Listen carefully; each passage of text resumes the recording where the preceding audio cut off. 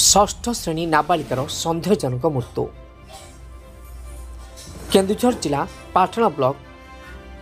पराणाघाटी सरकारी उच्च विद्यालय आदिवासी छात्री निवास रे जड़े षष्ठ श्रेणी छात्री सोमवार विलंबित राति सन्देहजनक भाव मृत्यु घटी। मृत छात्री जनक हेले कालीगाई ग्रामर कार्तिक नायक झील प्रियदर्शी नायक।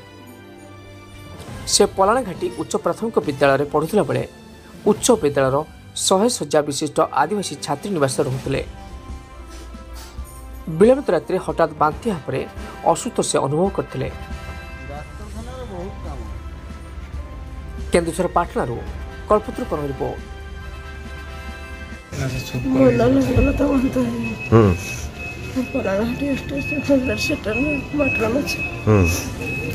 छुआटे षष्ठ क्लास पढ़े तान प्रियदर्शनी नायक नौटा के थर बांति कला हजम होने बोले गला बांति कर सारा गला भल लगुनि शुई पड़ी बोले शुई पड़ा उठला आउ थर बांति कला सार को फोन कले मेडिकल लेकिन आस ऑटो साहय केतरा बांति कला से 9टा बेले थर बांति करथला आ थर 10:45 रे गला। आपण केतल तक मेडिकल आनले 1:30 आनले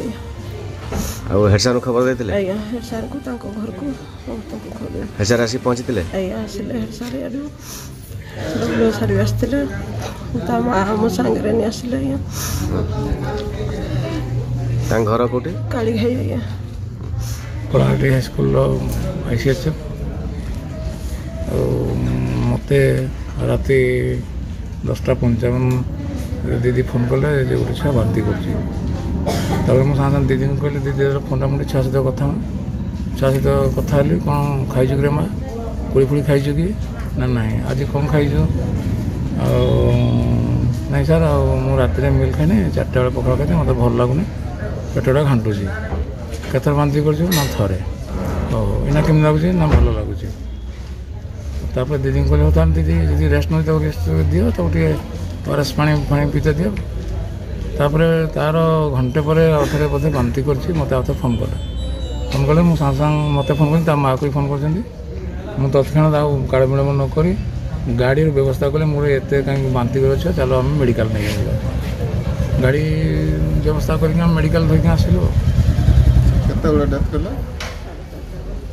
4:30 सकाळ पारिपार्श्विक स्थिति आप कौन अनुमान कर सेमती तो कहीं देखा सब तो नुआ 5T काम होती पूरा भल भाव काम होती तो कहीं किसी जना पड़ना कारण जना पड़ी ना एपर्त आम जापारूँ कि खाली वर्षा होता तेणु 6टा बेलू वर्षा छाड़ना छुआ मैंने तो बाहरी ना लाइट्र तो सेमती प्रोब्लेम किसी ना हॉस्टेल ओवरऑल तो